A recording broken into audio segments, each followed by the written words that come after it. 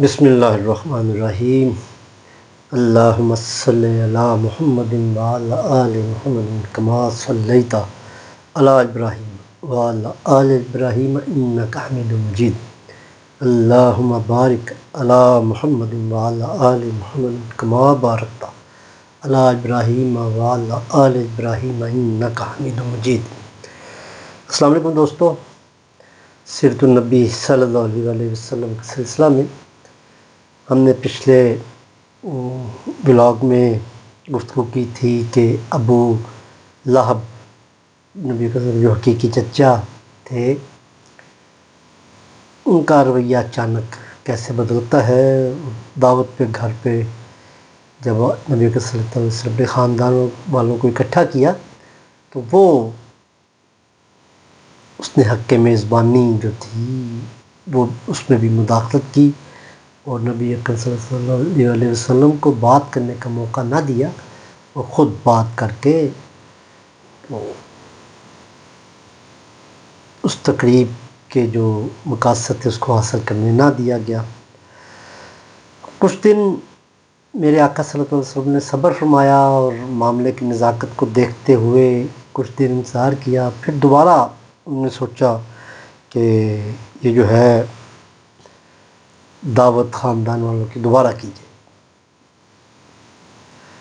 آپ یہ چچی ہیں، اب مجھے ان کا نام نہیں پتہ، کس نے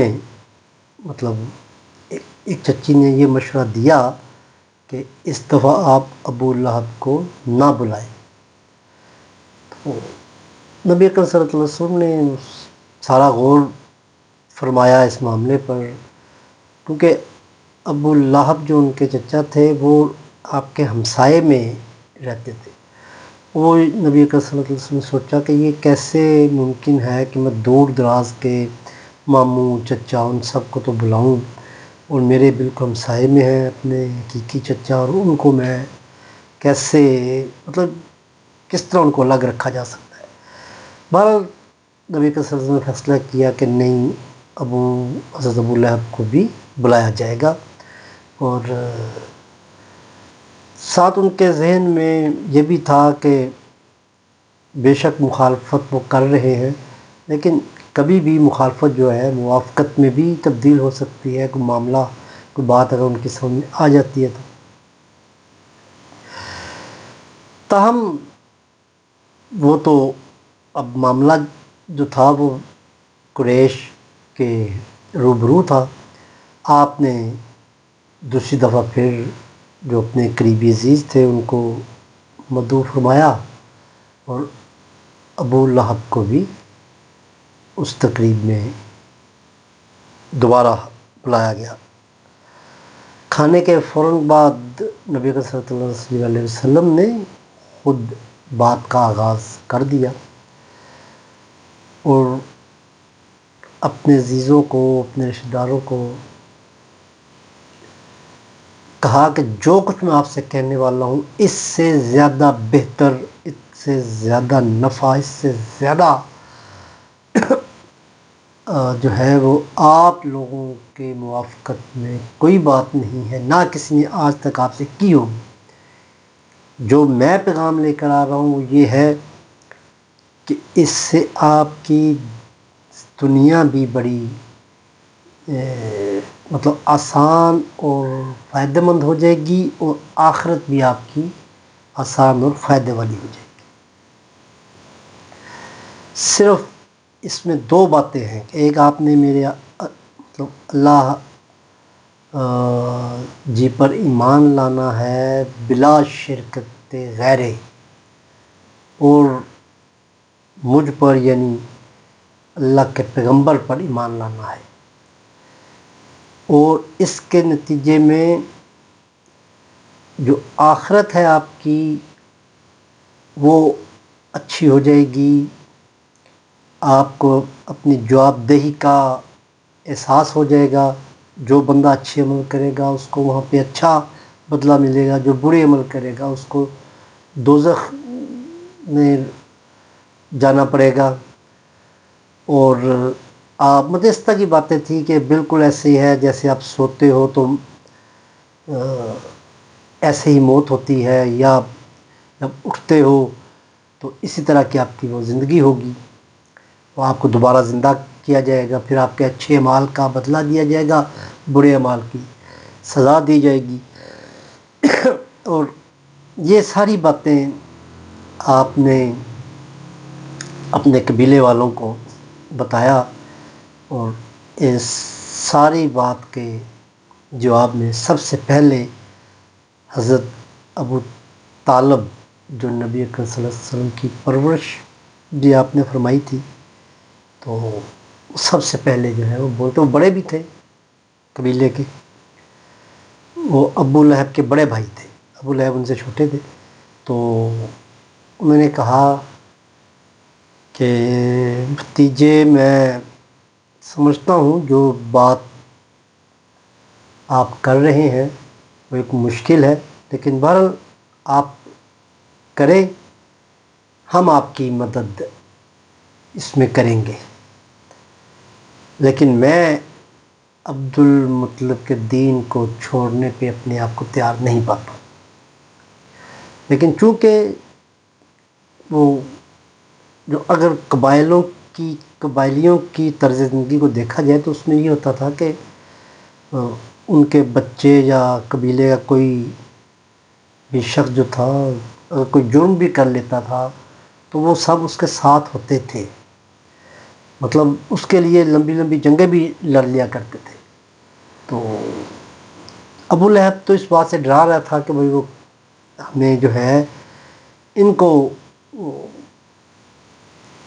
محمد صلی اللہ علیہ وسلم کو جو ہے روکا جائے، تاکہ عرب میں دوسرے قبائل جو ہم پہ حملہ آور نہ ہو جائے کسی وجہ سے۔ وہ تو ابو لہب تو تقریباً اس لیول پہ سوچ رہے تھے، اور ابو طالب نے اور دوسرے لوگوں نے یہ کہا کہ ہمیں محمد صلی اللہ علیہ وسلم کی حفاظت بحال کرنی ہے، ہم سے انہیں ڈس ہوم تو نہیں کر سکتے۔ بہرحال وہ اگر بات ان کی لوگوں کو سمجھ آ جائے تو ٹھیک ہے، نہیں آتی تو ہم آپ کا ساتھ بہرحال دیں گے، یہ حضرت ابو طالب نے کہا۔ اس کا جواب سننا تھا کہ ابو لہب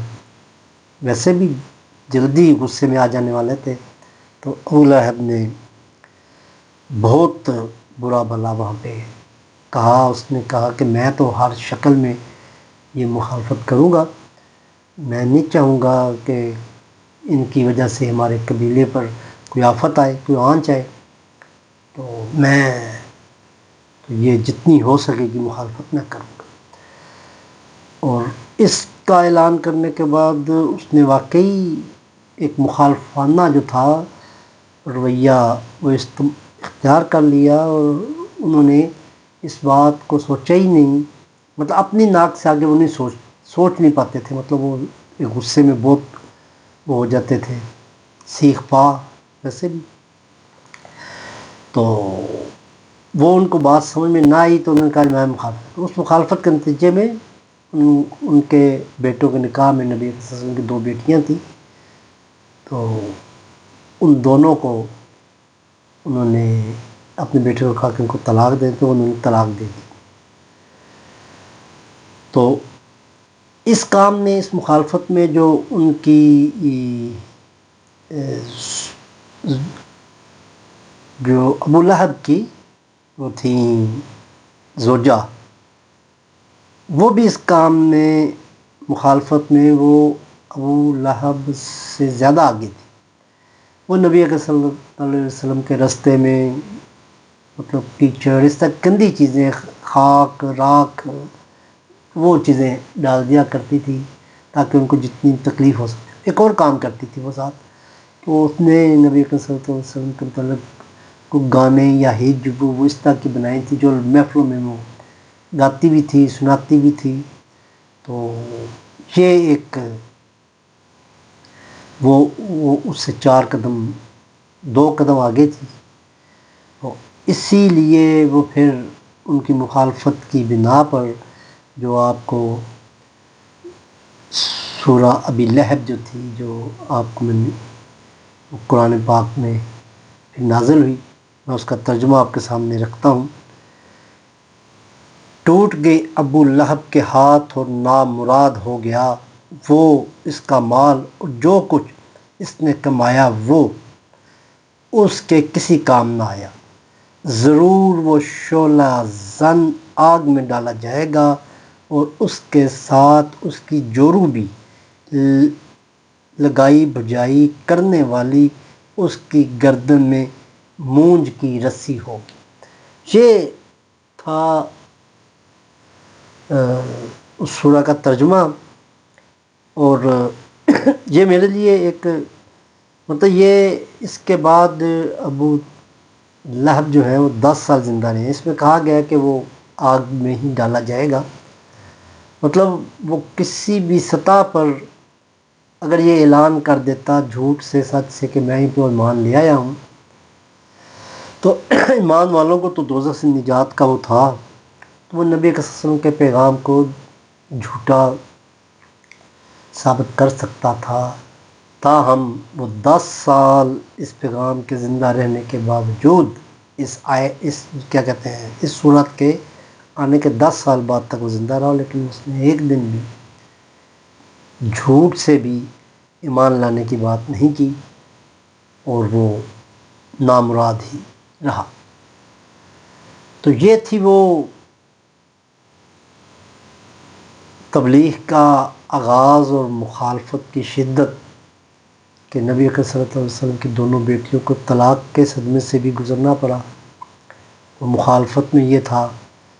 کہ ایک قریبی چچا جو ہے وہ بالکل مخالفت پہ کھڑا ہو جاتے ہیں، اور دوسرے جو چچا ہیں ابو طالب وہ موافقت کا مطلب اس کی حفاظت کا، نبی صلی اللہ علیہ وسلم کی حفاظت کا اعلان فرماتے ہیں، اور یہ بڑی حوصلہ افزائی کی بات تھی نبی اکرم صلی اللہ علیہ وسلم کے لیے۔ کم از کم ان کے پیچھے ان کا قبیلہ کھڑا ہوا تھا،